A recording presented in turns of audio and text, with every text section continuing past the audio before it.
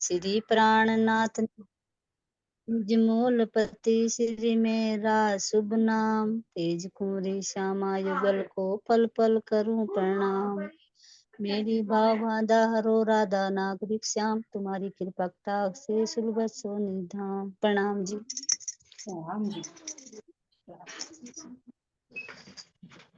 गुरु प्यारे की याद सतावे, क्षमा क्षमे रोवे अखियां, रोवे अखी। गुरु प्यारे की याद सतावे, क्षमा क्षमे रोवे अखियां, रोवे अखियां। चिट्ठी लिखी नहीं जाती, कलम के बिना चिट्ठी लिखी नहीं जाती, कलम के बिना उंगली का कलम बनाया, क्षमा क्षमे रोवे अखियां, रोवे अखियां। सतगुरु प्यारे की याद सतावे, क्षमा क्षमे रोवे अखियां, रोवे अखियां। चिट्ठी लिखी नहीं जाती, स्याही के बिना चिट्ठी नहीं जाती, स्याही के बिना।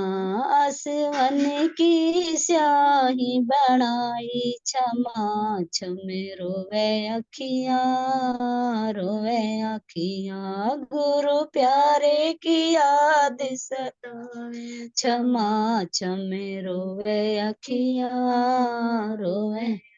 यहाँ चिट्ठी लिखी नहीं जाती, कागज के बिना चिट्ठी लिखी नहीं जाती, कागज के बिना। हृदय का कागज बनाया, क्षमा क्षमे रोवे अखियां, रोवे अखियां। गुरु प्यारे की याद सतावे, क्षमा क्षमे रोवे अखियां, छुए अखियां। चिट्ठी लिखी नहीं जाती, पते के बिना चिट्ठी लिखी नहीं जाती, पते के बिना। सतखंड का पता बताया, क्षमा क्षमे रोवे अखियां, रोवे अखियां।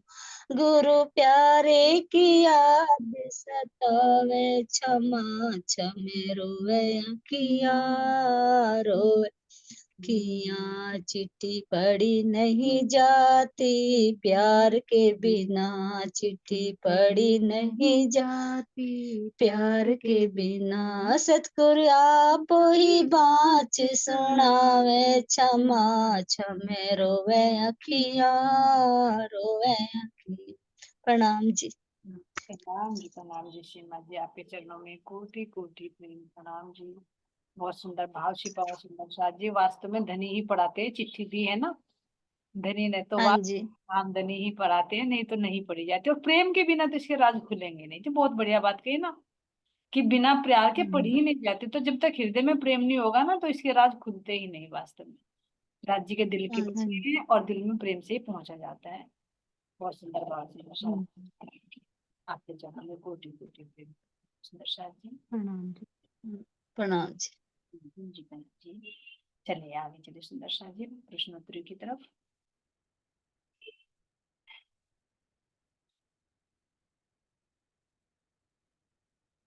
चलिए नूरबाई जी अनम्यूट करिए आप। प्रणाम जी। जी। प्रणाम जी।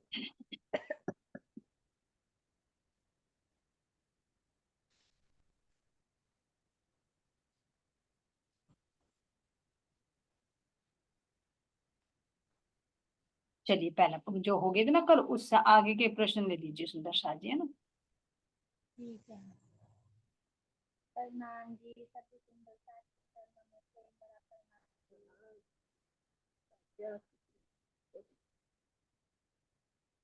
ले आंटी। हाँ बोलो बेटा, मैं बहुत देर से कह रखा है, आप शुरू करिए। बीतक किसने लिखी, उसका नाम बताओ। ये तो प्रश्न कल हो गया था बेटा। ये तो हो गया था। प्रणाम जी। रतन जी, धाम के धनी कब बने और कैसे बने?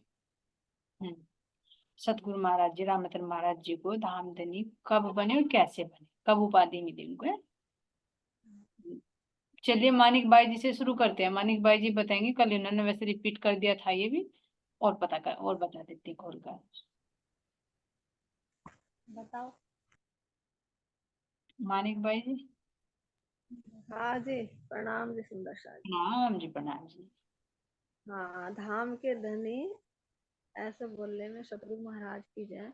अब जब ये सतगुरु महाराज जी थे, इन्होंने जब इनकी कसनी पूरी होगी, भक्ति पूरी, तो जब इनके अंदर श्री धाम के धनी विराजमान हो गए, कोई बताया था ना कल उठरतन बाई, जी तो जब ये इनके अंदर धाम धनी विराजमान हो गए, जब ये धाम धनी की ना उपाधि मिली।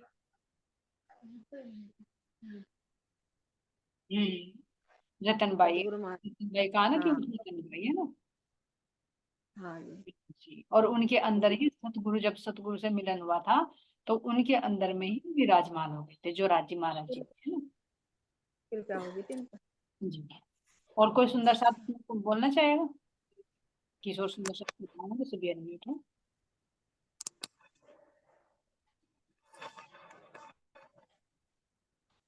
वंदना जी, आप बोल रहे हैं? प्रणाम जी। अभी अगला बोलूंगी, नेक्स्ट ठीक क्वेश्चन। जी जी जी ठीक ठीक है ठीक। चलिए तो नेक्स्ट क्वेश्चन ले लीजिए सुंदर साथ जी। जीव किसके आगोश में है? जीव किसके आगोश में फंसा रहता है सुंदर साथ जी?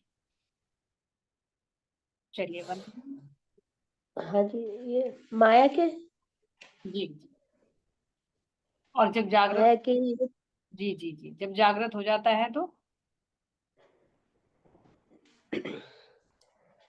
जब माया का पर्दा हट जाता है तो फिर तो वो अपने धाम, मतलब अपने उसमें आ जाता है, अपनी सुरता जागृत हो जाती है जो उसके। वो फिर राज्य के पेड़ में आ जाता है, वो सही है ना, उनके प्रकाश, हाँ। उनके प्रकाश में। आज तो तबीयत ज्यादा खराब है शायद आपकी। हाँ जी, आज फीवर भी हो गया था मुझे, इसलिए नहीं गई।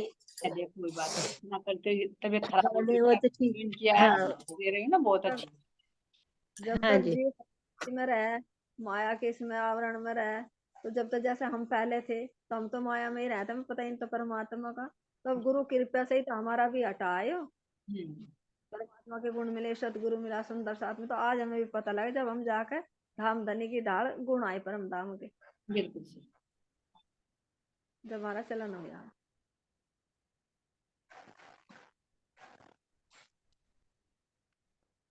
चलिए सुंदर साथ जी, अगर सुंदर साथ कंफर्टेबल हो तो कैमरा ऑन करने की सेवा जरूर करें, क्योंकि हम अंधे से रहते हैं, हमें नजर नहीं आते ना। जैसा सुख तुम्हें मिलता है ना देख कर, सुनने में, तो ऐसे ही सब तो उस बात का ये भाव तो, हाँ ये बात तो ठीक है। कंफर्टेबल हो तो खोल सकता है, प्रॉब्लम है तो उसके लिए तो मजबूरी है, कोई बात नहीं। चलिए नूर भाई, आगे जब आपका जवाब मिल जाता है ना तो अगला क्वेश्चन तुरंत ले लिया करें।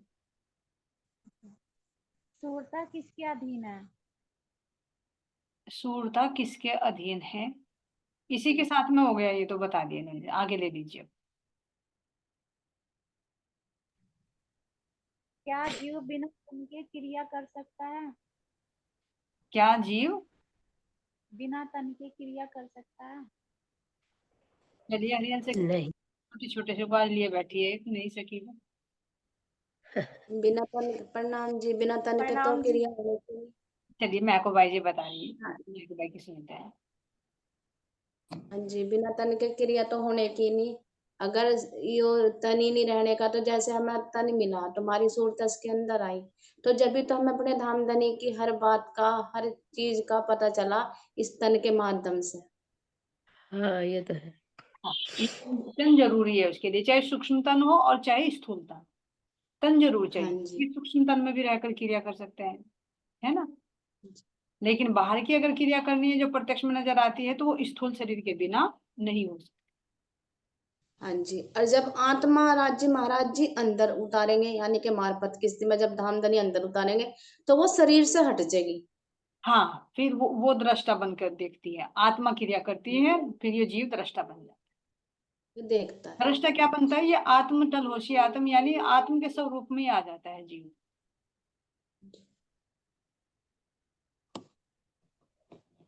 ठीक है वो नूर भाई जी, अगर इससे अलग ना आपने प्रश्न बनाया, अगर कुछ आपका और उत्तर है तो आप वो बोल सकते हो। नहीं आंटी यही है। अगर कुछ अलग है ना, मान लीजिए सुंदर साथ ने दिया है और आपके दिल में कुछ और भाव है तो उसे भी क्लियर कर दे साथ के साथ में, बहुत अच्छा रहेगा। आज कुछ आवाज कम आ रही है इनकी तरफ से क्वेश्चनों की। थोड़ा सा दूर बैठी है ना कैमरे में, ना तो ये आ रही ना ये आ रही, बीच का हिस्सा बैठ का आ रहा है बस। अच्छा। जीव के रहने का घर कौन सा है? जीव के रहने का घर कौन सा है? जीव किस में रहता है सुंदर साथ जी? प्रणाम जी। हाँ प्रणाम जी, गोपी सखी। जीव का घर ये तन है। तन में ही तो रहता है। हम्म। और जीव का घर ऊपर की वो दृष्टि से बताइए, इस तन में तो रहता है लेकिन फिर कैसी स्थिति में रहता है वो जीव जब का? जब जी तन में रहता है तो अगर ये संसार की उसमें है तो ये संसार के माया में खोया रहेगा, तभी से भगवान परमात्मा की ज्ञान की तरफ बढ़ेगा। तो फिर ये जीव अपने इस तन से और मन से उठ के फिर उससे भी ऊपर उठ के ये अपने अखंड बहिष्ठ में अखंड हो जाएगा। और जो ये हमारी आत्मा है ये राज्य के दिल में अखंड हो जाएगी इसमें सट के, क्योंकि ये जीव के ऊपर बैठी है आत्मा। और हमारी हमारी पर आत्मा जो है वो मूल मिला में बैठी है। जी। तो जीव की उत्पत्ति मोह तत्व से हुई है और मोह ही इसका घर है ना? मोह सागर में रहता है ना जीव। ये सुरता का बल पाकर तब जागृत होता है, तो तब बहिष्ठ प्राप्त करता है। तो अगर मूल से देखेगा तो जीव का घर, महाराज जी कह रहे हैं कि मोह सागर है ना। जैसे तीनों का ठिकाना भी बताया ना, तीनों का व्यवहार भी बताया वाणी में, तीनों की चलन भी बताया है। तो जीव का स्थान मोह बताया है, अज्ञानता कुफर है ना, फिर ये जागृत हो जाता सुंदर साथ जी, जैसे ये शरीर है ये तो मरने मिटने से छूट जाएगा अब जा। है। हाँ जी। कहा था एक दिन समझा महाराज जी ने जी कि जीव की भी, इस शरीर की भी मुक्ति हो जाएगी, ये भी नहीं बनने का, और जीव की भी मुक्ति हो जाएगी और आत्मा अपने घर चल जाएगी। जी जी जी हाँ, क्योंकि शरीर देखो पांच तत्वों का शरीर तो बनता रहेगा, लेकिन ये वो जीव नहीं धारण करेगा ना, किसी और का तन बनेगा। भाई पांच तत्वों की तो बनने मिटने की क्रिया है, लेकिन वो जीव दोबारा धारण नहीं करेगा, तो इसलिए कहते हैं कि पांच तत्व दोबारा नहीं बनेंगे। मतलब जैसे हमारा 5 तत्व हैं, आज जो जागृत हो गई तो ये हमारे 5 तत्व दोबारा से बढ़ेंगे, फिर जैसे हमारा जीव तो बहिष्ठ में चला अब जाएगा, इसको देखो, सूरता एक पर। एक मिनट देखो इसको। अब आप कैसे कह रहे हैं कि मेरा, मान लीजिए अब हम इस घर में है तो ये मेरा घर है, मुझे लग रहा है कि मेरा, लेकिन आने वाले इसमें रहेंगे फिर दूसरा, फिर कहाँ मेरा है? तो आप हाँ, पांच तत्वों में ही देखो ना, पांच तत्वों से बना हुआ एक रूप ही तो है ही, बाकी है तो पांच तत्व ही। विश्वास करना भाई, पांच तत्व तो पांच तत्व में विलीन हो जाएंगे। जैसे एक बलून होता है, बलून में हवा भरी हुई है, अगर वो फूट गया तो हवा मिल गई ना, उसे कैसे कह रहे मेरा मेरा? तो जीव दोबारा नहीं आएगा इस आवागम में, तो उसको वो देह नहीं धारण करनी पड़ेगी। पांच तत्व तो पांच तत्व मिल जाएंगे, मिट्टी मिट्टी में मिल जाएगी, हवा हवा में मिल जाएगी। ये एक समूह बन गया, इसको कह रहे हैं ना कि मेरा। इसमें से निकलने के बाद तो फिर मेरा नहीं, जीते जी कह रहे कि मैं तन नहीं हूँ, तन नहीं हूँ। तो ये तो पांच तत्वों से बना हुआ एक समूह है जो भास रहा है जब तक इसके अंदर चेतना है, लेकिन जैसे इसके अंदर चेतना निकल जाएगी पांच तत्व में विलीन हो जाए,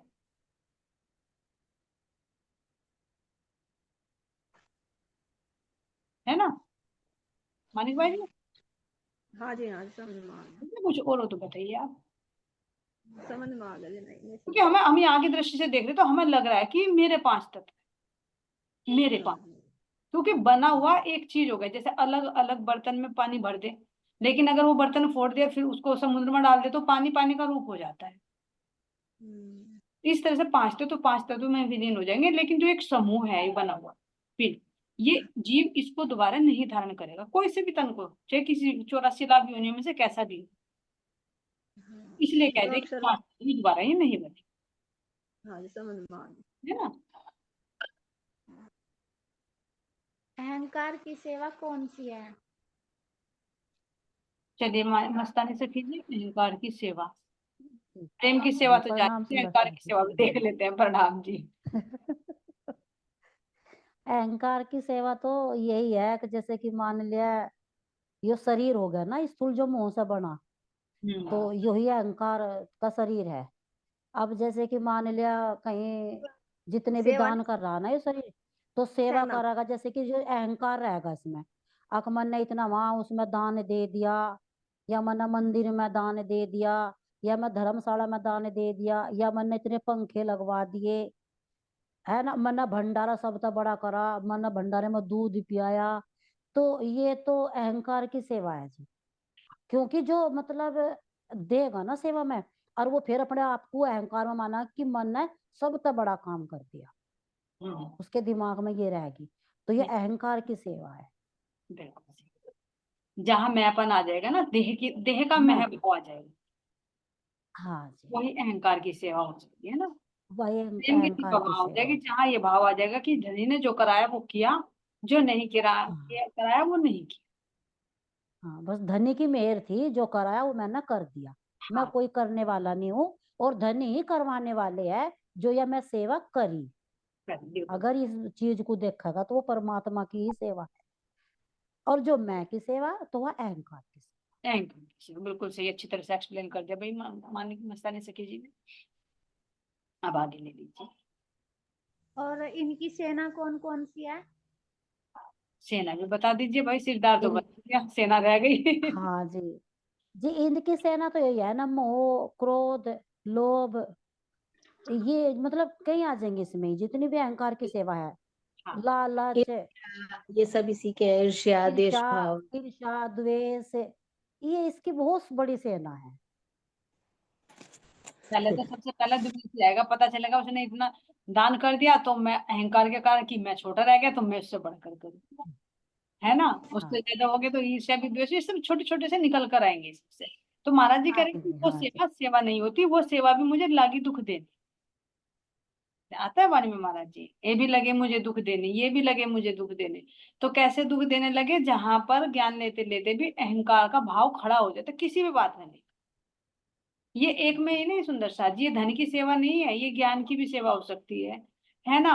तन की भी सेवा हो सकती है, मन की भी सेवा हो सकती है, वाणी गायन की भी सेवा हो सकती है, चर्चा की भी सेवा हो सकती है, कुछ भी सेवा हो सकती है ना। तो जहां पर मैं आ जाती है तो वहां पर वो भी दुख देने लगता है, तो वो सब हाँ अहंकार। जी, हाँ जी, प्रणाम जी। एक मैं यो भी तो अकराज जी का मतलब कि मैं यो करूं, मैं इस पूजा करूं ज्यादा, मैं ही चितवनी करूं ज्यादा, मैं इस मतलब राज्य के प्रति भी बहुत सारी मैं। राज्य के प्रति भी हाँ जी, जहाँ हाँ जी, जहाँ जो मैं आ जाएगी ना, मैं जहाँ मैं खड़ी होगी, मैं कर रहा, मैं सबसे ज्यादा पूजा करूँ, मैं सबसे ज्यादा वाणी लगाऊं, मैं सबसे ज्यादा जो मैं टलेगा, मैं को आगे करेगा, तो राज्य इस चीज को जैसे ही तो ये मैं दिखाए। खत्म हो जाएगी तो बहुत सारी समस्याओं का समाधान हो जाएगा। सारी समस्याओं का वंदना जी, एक का नहीं।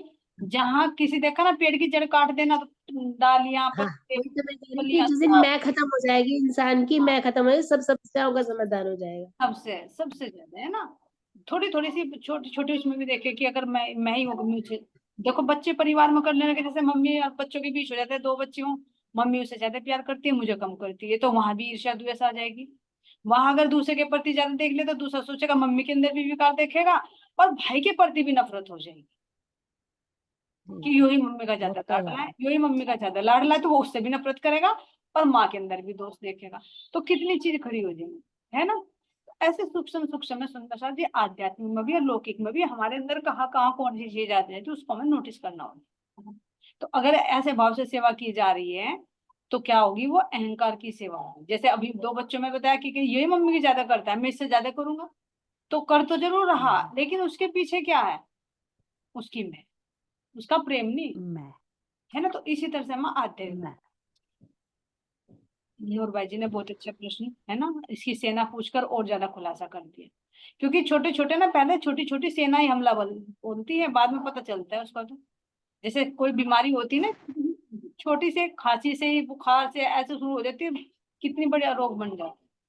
तो इसलिए छोटे छोटों को जानना बहुत जरूरी होता है।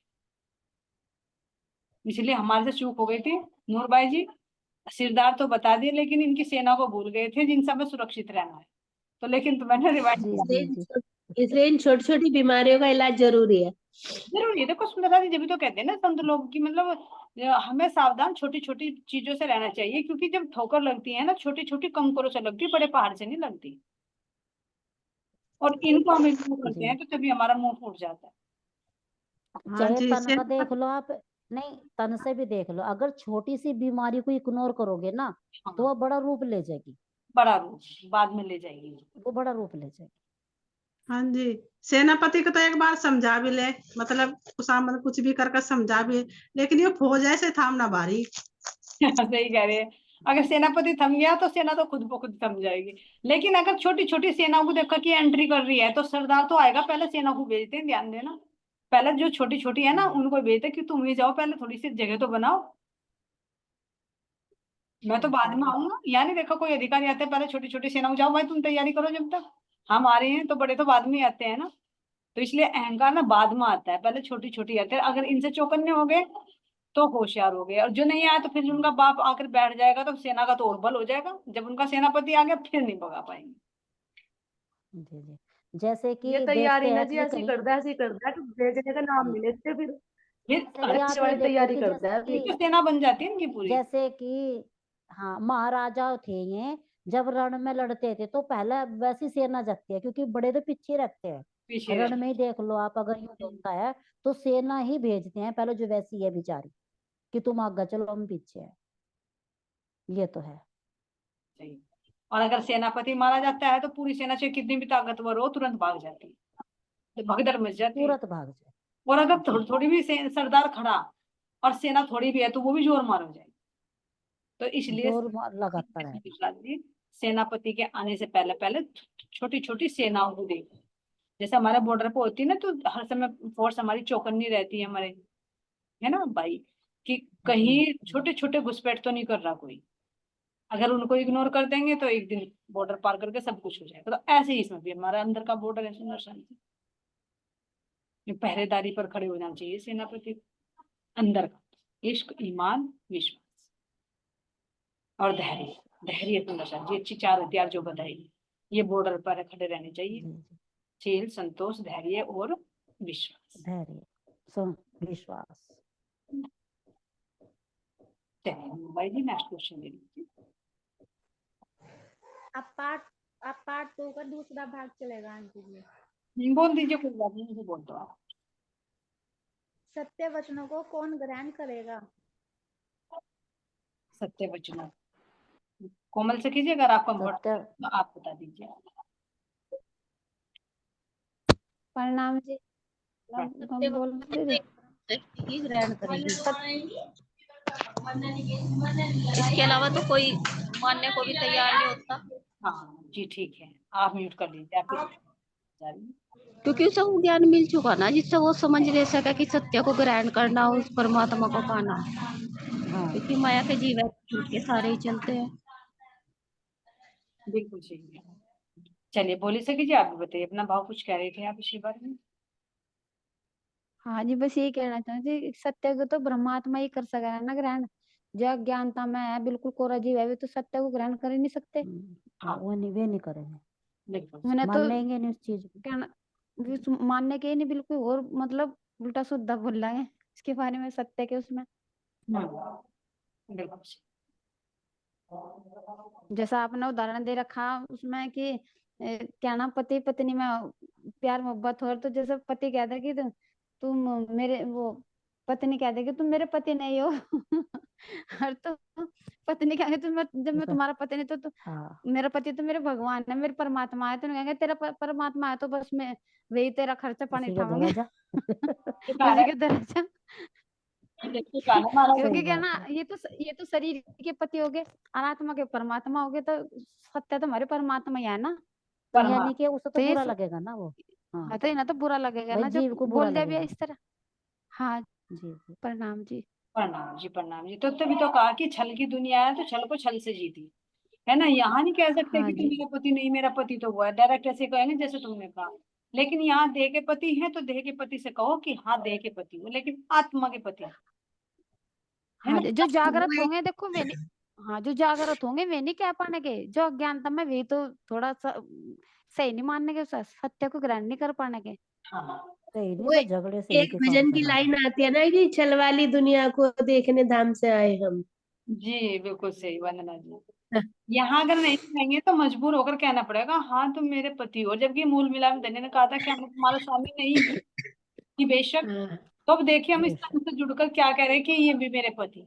यहाँ संसार में ऐसे फंस गए ना, है इसलिए ना हाँ जी, चाहते हुए भी कहना पड़ेगा, ना चाहते हुए भी यहाँ पर जो काम नहीं चाहते ना वो करना पड़ेगा।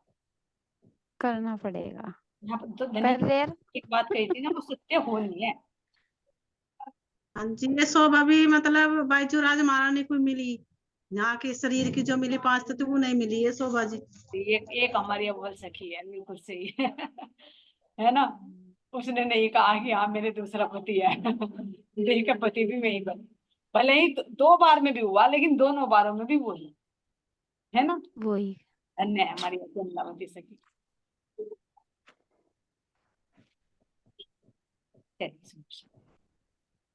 हम फरामोशी में हैं, इसे हम कैसे जानेंगे व कैसे समझेंगे? हम फरामोशी ये कैसे हाँ जी, कैसे ये मैं बताऊं जी, प्रणाम जी। हाँ, जब हमारे गुण अंग इंद्रियां बाहर की तरफ ही देखेंगी, उन माया में ही रमी रहेंगी, तो समझ लो हम तब तक फरामोशी में ही है। जिस दिन वो अंतर्मुखी हो जाएंगी हमारी ज्ञान इंद्रियां, सारी इंद्रियां, तो वो फरामोशी का पर्दा हट जाएगा उसका। बिल्कुल सही। और कोई सुंदर साथी से प्रैक्टिकल से बताना चाहेगा? वैसे बता दिया वंदना जी ने, लेकिन और अपने भाव अपने शब्दों में बताना चाहेगा?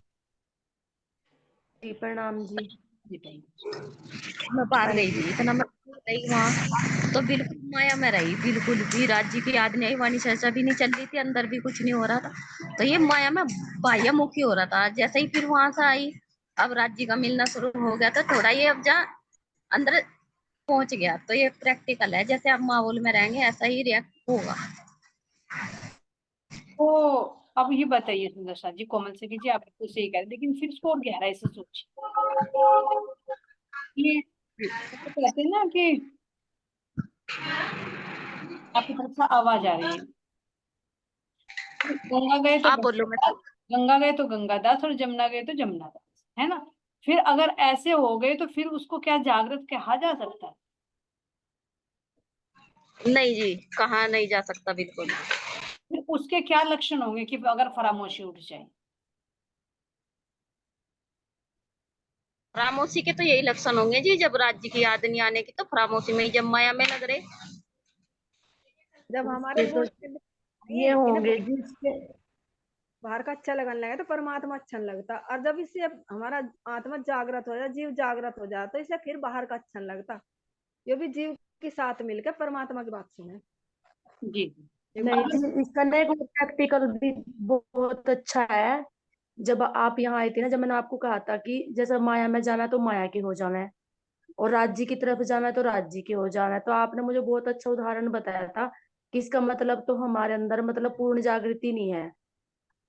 मान लो जब आपने कहा ना गंगा गए तो गंगा दास और जमुना गए तो जमुना दास, यानी तो जागृत नहीं है। लेकिन बीच में क्या कहा महाराज जी ने कि जल में रहिए, कोरे रहिए। अगर हम कहीं भी जा रहे ना, अगर हम राज जी महाराज जी के ज्ञान को अगर हम नहीं भूल रहे और राज जी महाराज जी के उस आनंद में ही मगन है, हम हमारे अंदर वो ही चल रहा, तो हम ऐसा नहीं होने के फिर अगर गंगा गए तो गंगा दास उस मन ही मिलने के हम तब जागृति का स्वरूप मानना जाएगा ना। परमात्मा जब भी जागृत मानने जाएगी फिर तो खामोशी में ही है वो, अगर जैसे माहौल में जाएगी उसी में रम जाएगी वो।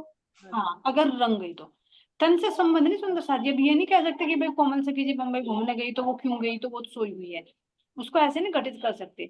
तन भले ही बाहर किसी के भी साथ जैसे रह रहा हो, लेकिन अंदर की वो लो, अंदर की वो लगन, अंदर की वो चितवनी, अंदर में वो चीज जी चलती रहती जैसे कि है। सुंदर साहब जी थोड़ा सा, जैसे कि मतलब ये जीव है, अगर मान लिया हम परमात्मा से जुड़ रहे तो हम इसे देख सकते हैं।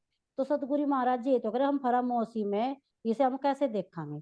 तो हम ये देखेंगे अगर मान लिया हम किसी के पास बैठे और कोई बात चल रही, तो यानी कि हम चल तो रहे, बिल्कुल ही हम सुन रहे, तो हम बाहर में सुन रहे तो हम फरामोशी है। अगर हम बाहर का देख रहे, बाहर की चीजें हमें अच्छी लग रही या हम देख रहे और हमें परमात्मा याद नहीं आ रही तो फरामोशी में है। अगर हम परमात्मा संसार में भी है और संसार में रहते रहते भी हम अपने परम धाम की हम बात तो कर रहे कि हमारा मन में फिर भी परम धाम की चल रही।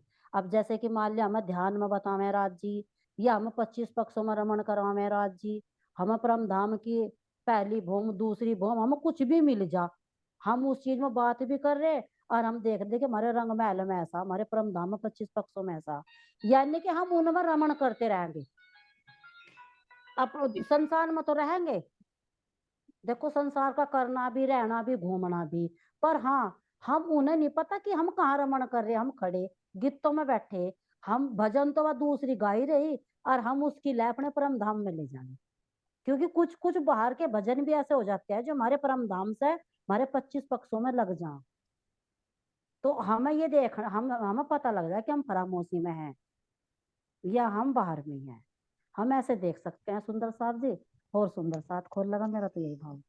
नहीं नहीं नहीं, बिल्कुल सही है। तन से चाहे कहीं भी है, कुछ भी क्रिया हो रही है, लेकिन अगर तुम उसमें दृष्टा भाव में हो, या तो दृष्टा भाव में हो या अपनी परमधाम की वृत्ति में डूबे हुए, हाँ जी, तो उसमें तुम फिर यहाँ तन के रहते हुए भी यहाँ नहीं, सूरता से तुम कहाँ पर हो। हाँ और इसमें एक और चीज नोटिस करने वाले सुंदर साथ जी, जो भी बताने कैसे हम अपने आप को चेक कर सकते हैं। एक तो हुआ हाँ जी, एक कोमल से की बताइए। चलो आप, एक भाव तो आया था देख के समुद्र को कि अपनी जमुना जी कितनी बड़ी है। जब ये समुद्र इतना बड़ा है तो अपनी जमुना जी कितनी बड़ी है।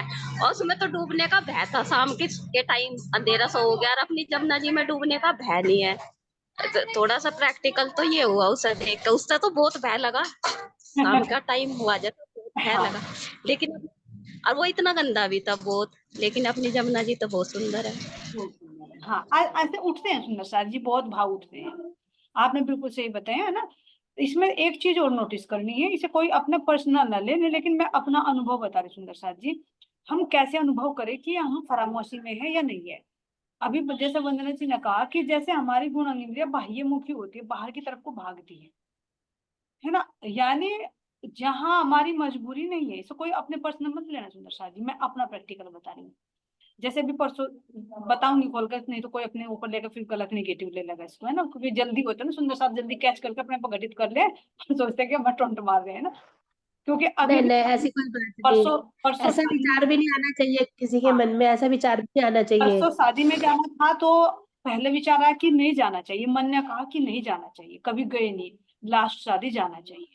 फिर बैठी महाराज जी के चरणों में विनती करी, जाना ठीक है नहीं जाना, अरे जाना चाहिए, सब मिलेंगे वो मिलेंगे। फिर थोड़ी देर बाद अंदर की घंटी बजी, पिटेगी, किससे मिलेगी, जिनके मुंह देखे नहीं उनसे भी बात करिए, फिर 2 दिन में उसका रंग उतारिए, करेगी क्या जाकर। फिर सुख के लिए जाएगी, मिलेगा तुझे दुख। ठीक है, महाराज जी का एक तरफ संदेश आया, फिर एक तरफ से मजबूरी थी, मैंने राज्य पे छोड़ दिया, राज्य आपको जैसा उचित लगे वैसा करना। उन्होंने कहा चलेगी क्या, मैंने कहा जैसा आपको उचित लगता है वैसा करना, मुझे कुछ नहीं पता, कहोगे चलूंगी, नहीं तो नहीं, क्योंकि राज्य पे छोड़ दिया।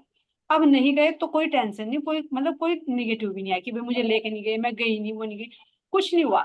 और एकांत में इतना आनंद आया, इतना आनंद आया, वहां जाकर क्या मिलता और यहाँ क्या मिलता। ठीक है, तो बाहर का मन खींचेगा, लेकिन जब अंदर जागृत आत्मा होगी तो उन्हें कहेगी कि कहाँ जा रही है।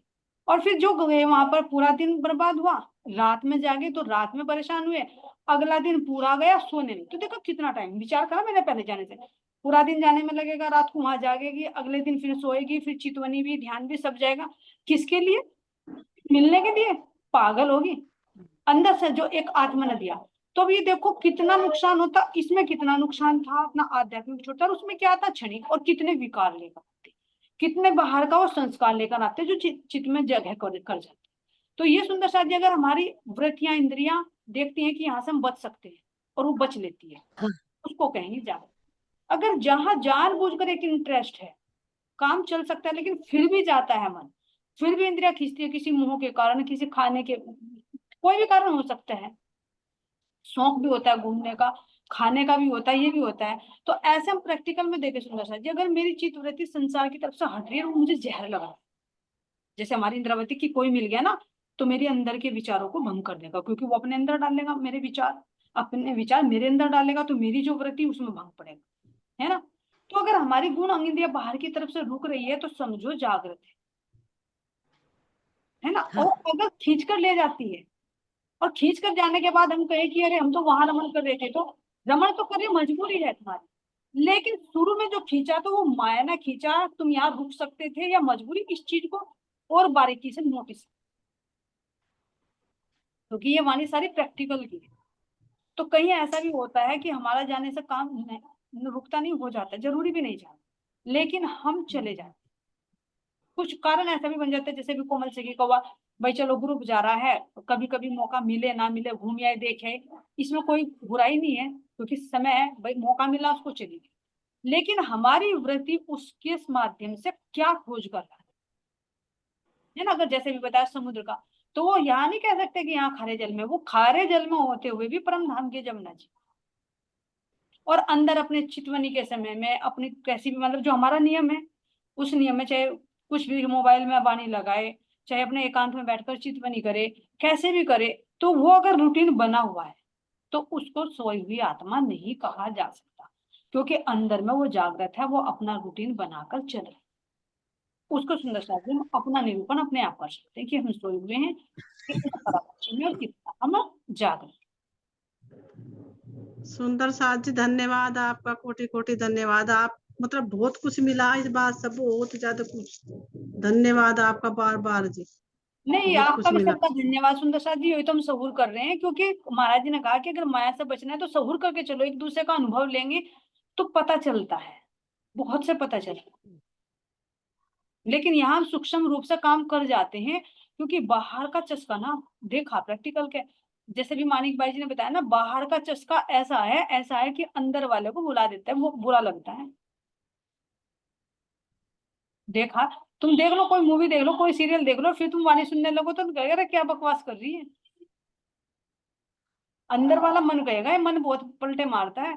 इसलिए इसको महाराज जी ने कहा कि इसको इन इंद्रियों का चस्का ना लगाओ, आत्मा का चस्का लगाओ, तो फिर ये इसको अब ये इंद्रिया भी ना जी बाहर जाना नहीं चाहती। अगर इनको कोई काम भी कह दे ना करना, और तुझे इस तरह कुछ मिलेगा या कुछ भी, अब ना ये इंद्रिया नु कह रहा बस हाथ जुड़ाओ, हमारी वाणी भी छूट जाएगी, बस। तो ये काम नहीं करने के। जागृति की अब ये हमारी, हाँ जी, अब ये लालच रहता है कि कहीं जाने का, ये लालच रहता है कि ये टाइम निकल जाए, वाणी भी सुनी जाए, चर्चा वाणी हो जाए, फिर चाहे कहीं भी चले जाओ, कुछ भी कर लो। थोड़ा सा ये रहता है। हाँ बिल्कुल सही। तो इंद्रावती जी ने यही तो फ्रेज बताया था कि क्यों मुंह मोड़ लेते थे वे, क्यों बाजार में जाकर इसलिए कभी स्वाद देखा कोई उन्होंने। मिलेगा तो चार बात कहेगा, इसलिए वो बच के निकल जाते थे। हाँ छुप छुप के निकल जाते थे। अगला प्रश्न बोल दीजिए, वैसे तो टाइम हो चुका, अगली मीटिंग में ले लेंगे, प्रश्न बोल दीजिए। 3 बुद्धियों का वर्णन करो, कौन कौन सी है? चलिए सुनिए साथी, 3 प्रकार की बुद्धि, उनका स्थान और उनका प्रैक्टिकल में कैसे कैसे क्या कार्य करती है, इसका उत्तर सुंदर साथ जी अगली मीटिंग में लेंगे ना। आपके लिए तो इतना ही। बोले श्री प्राणनाथ प्यारे की जय, श्री सद्गुरु